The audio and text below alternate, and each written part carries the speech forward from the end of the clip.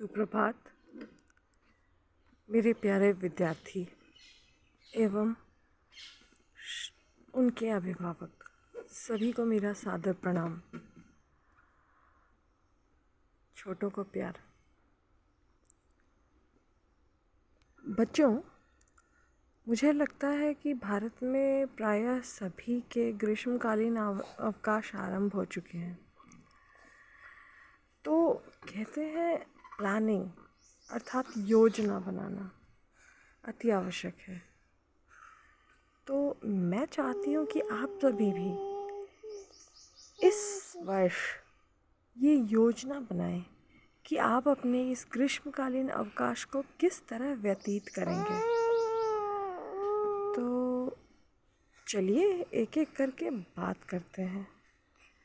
सबसे पहले जो नन्हे मुन्ने हैं, ठीक है,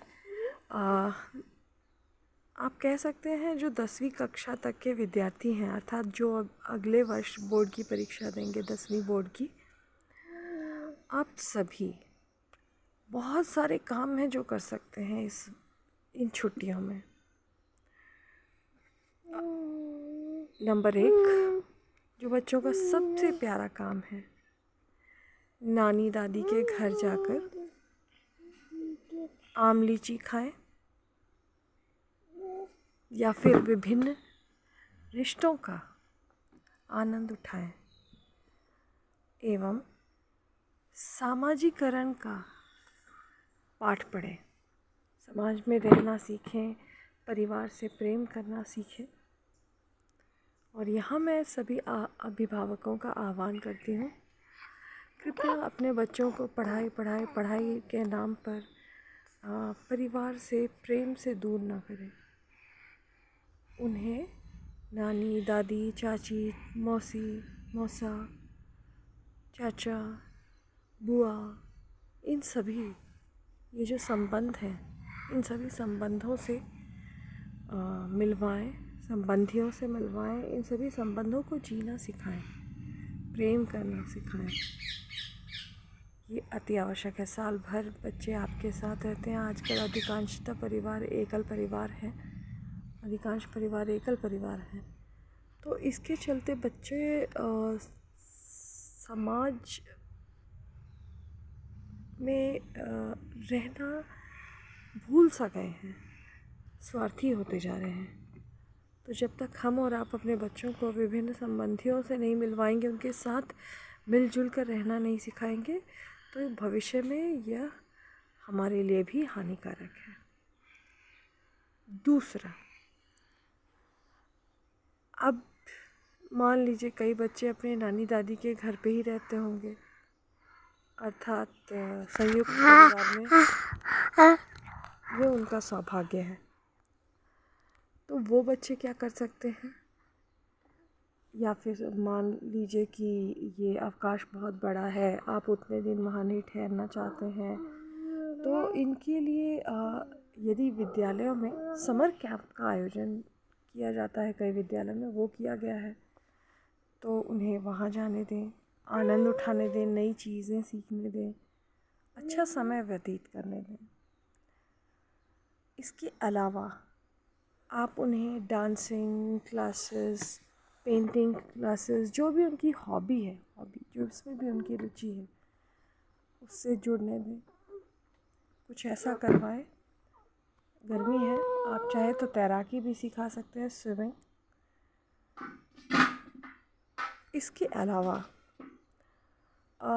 सभी बच्चों से मेरी अपील है, बेटा आप अपने संबंधियों यानी रिलेटिव्स के घर घूम सकते हो, वो तो पहले ही कह दिया मैंने। हॉबी क्लासेस ज्वाइन कर सकते हो, ये भी कह दिया। समर कैंप कर सकते हो, ये भी कह दिया।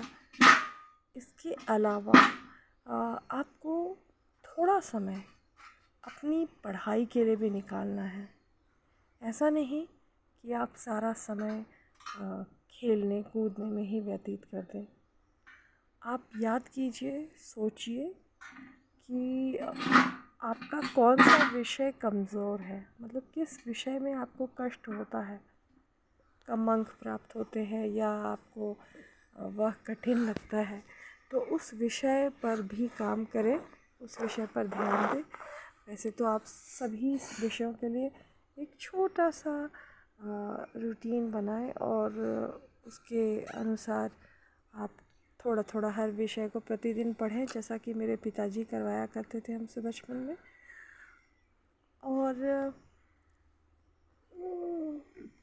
सभी विषयों पर पढ़ाई भी करनी है। स्कूल से आपको विद्यालय से ये अवकाश का गृह कार्य भी मिला होगा, उस गृह कार्य को भी पूरा करें। तो करने को बहुत कुछ है। और भी यदि आपको कुछ समझ आता है जो आपको लगता है कि आप इस ग्रीष्मकालीन अवकाश में कर सकते हैं, तो कमेंट बॉक्स में लिख कर बताइए। अब प्रश्न उठता है कि जब मैं स्टूडेंट थी, अर्थात जब मैं विद्यार्थी थी, तो मैं छुट्टियों में क्या करती थी।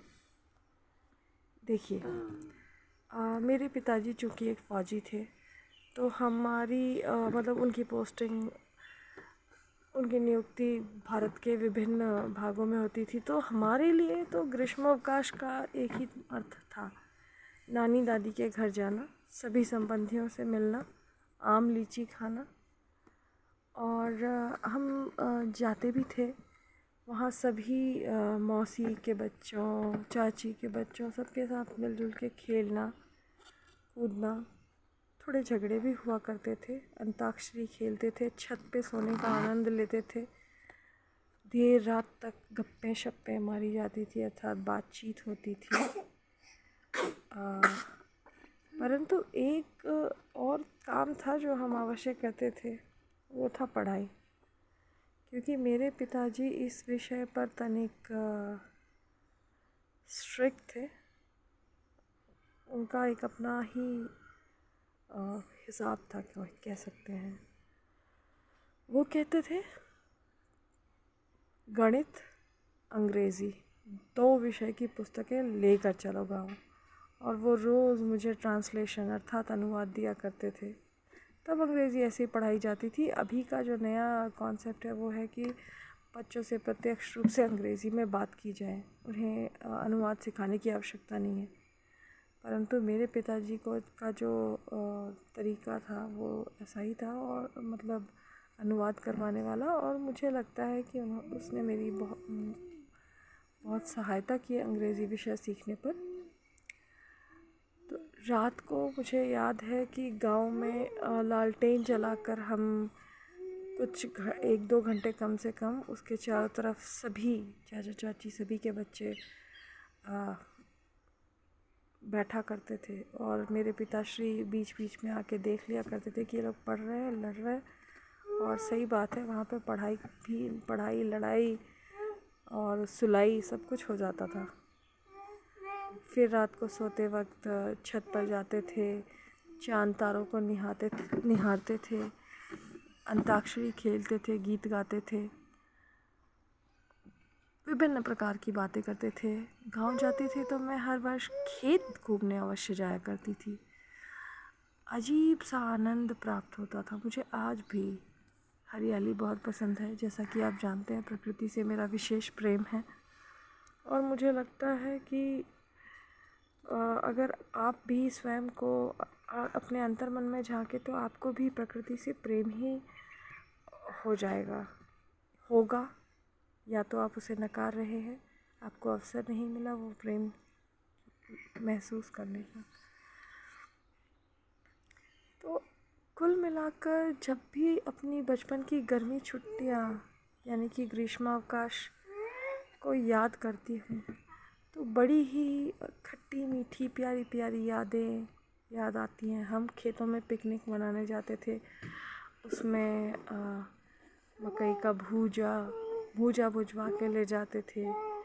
एक बार तो आटा वगैरह पिसवा कर मैंने हॉर्लिक्स बनाने का प्रयत्न किया था। तो अजीब सी प्यारी प्यारी बातें हैं बचपन की, इन छुट्टियों से जुड़ी, जो छुट्टियाँ आते ही मुझे स्मरण हो आती हैं। तो बस मुझे लगता है कि आप क्या करें वो भी सलाह दे चुकी हूँ, और मैं क्या करती थी वो भी बता चुकी हूँ। हाँ, जो बड़े बच्चे हैं, जैसे जो 11th 12th वाले हैं, जो अब आईआईटी, मेडिकल और अन्य प्रतियोगी परीक्षाओं की तैयारी कर रहे हों, उनके पास तनिक कठिनाई है, समयाभाव है, क्योंकि उनको बहुत अधिक तैयारी करनी है। तो अब वो आप अपने अनुसार तय कीजिए कि आपको कितने दिन संबंधियों से मिलना है, नहीं मिलना है, कोचिंग जाना है, अच्छे से तैयारियां करनी हैं। और अगर हो सके, जिन बच्चों का अभी 10th बोर्ड हुआ है, यदि समय हो तो कुछ अलग स्किल सीखिए। जैसे मान लीजिए कोई छोटा सा कंप्यूटर सर्टिफिकेट कोर्स कर लीजिए या कुछ भी। और जो बड़े हैं, जो पहले से ही नौकरी में हैं, वो चाहे तो इस समय कोई छोटा मोटा कोर्स, योगा कोर्स, अगर यदि आपके पास अवकाश प्राप्त हुआ है तो, जो ग्रेजुएशन वगैरह में है, बीटेक कर रहे हैं, तो आप जैसे योगा कोर्स, कुछ कंप्यूटर का कुछ ऐसा कोर्स जो कल को आपको आपके व्यवसाय में, आपके प्रोफेशन में सहयोग करे, कुछ ऐसा करें। ठीक है, तो बस इन शब्दों के साथ मैं विराम लेती हूँ। आप मुझे कमेंट बॉक्स में बताएं कि आप इस समर वेकेशन यानी कि ग्रीष्मावकाश को किस तरह से व्यतीत करने वाले हैं। इसी के साथ धन्यवाद। Bye bye.